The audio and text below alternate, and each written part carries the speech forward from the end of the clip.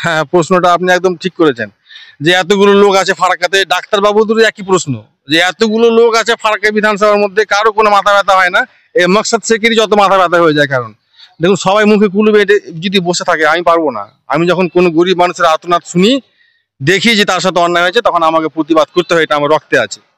আমার সাথেও ঘটেছে। হায়াত মেডিকেল নিয়ে আমি এতই বেশি এই জন্যই বলছি, কারণ হায়াত হসপিটালের প্রত্যেকটা কারনাম আমার কাছে জানা আছে। আপনি কি ডকুমেন্ট চাইবেন আপনার কাছে? আমার কাছে সব ডকুমেন্টস আছে।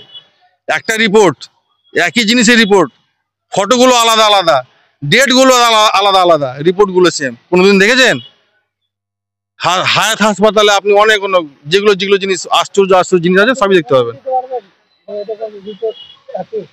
আপনাকে আমি সব কিছু প্রমাণ, আপনার 100% একদম 24 ক্যারেটের মতো প্রমাণ দিতে পারবো। আসুক না, আপনি বলুক কখন বসবে প্রমাণ করতে। হায়াত হসপিটাল কর্তৃপক্ষ আমার সাথে বসতেই চায় না।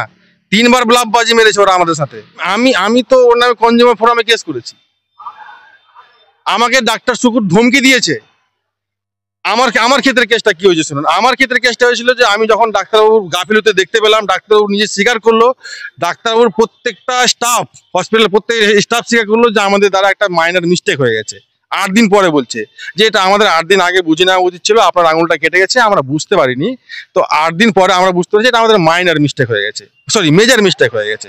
তো এখন কি করতে হবে? আমি বললাম দেখুন, আপনারা যখন রিপোর্টে ধরতে পারলেন না, 2টো করে রিপোর্ট করলেন, ধরতে পারলেন না, তো আপনাদের মতন এই হসপিটালে তো আমি চিকিৎসা করাবো না। তো হসপিটালে সেদিন বাকবিতণ্ডা শুরু হলো, দুপক্ষকে নিয়ে আমরা বসলাম, ডাক্তারবাবু বসলো, সমস্ত হসপিটালের স্টাফ বসলো, দিয়ে আমার সাথে একটা চুক্তি হলো যে আমি হসপিটালের বাইরে যে কোনো জায়গায় ট্রিটমেন্ট করাবো এবং তার সমস্ত খরচ বহন করবে হসপিটাল কর্তৃপক্ষ। ডাক্তার শুকুর বিনা প্রশ্নে তিনি রাজি হয়ে গেলেন যে ঠিক আছে করে দেবো। কিন্তু তারা কথা দিয়ে কথা রাখলেন না। তারা আমার সঙ্গে পরবর্তীতে কোনো কথাই বললেন না।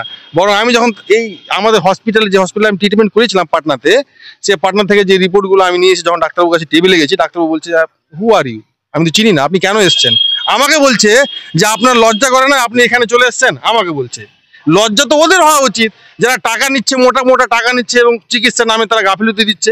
এই যে মানুষটার সঙ্গে এই ঘটনাটা ঘটলো, ঠিক আছে মেনে নিলাম যে আপনি আবার ওর অপারেশন করে দেবেন বা অন্য কোথাও অপারেশনটা করে নেবে।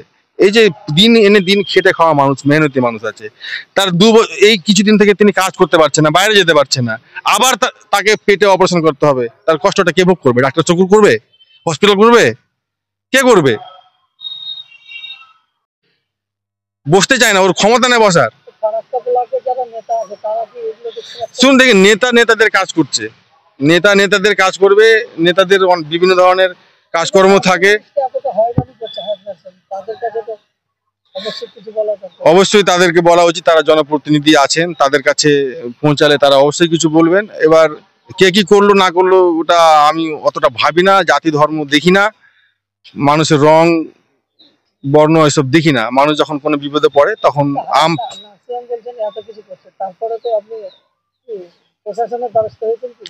আজকে প্রশাসনের দ্বারস্থ হয়েছে। আমি তো বললাম আমার কেসটা নিয়ে আমি কোর্টে কেস করেছি, কনজিউমার ফোরামে, ক্রেতা সুরক্ষা দপ্তরে আমি কেস করেছি।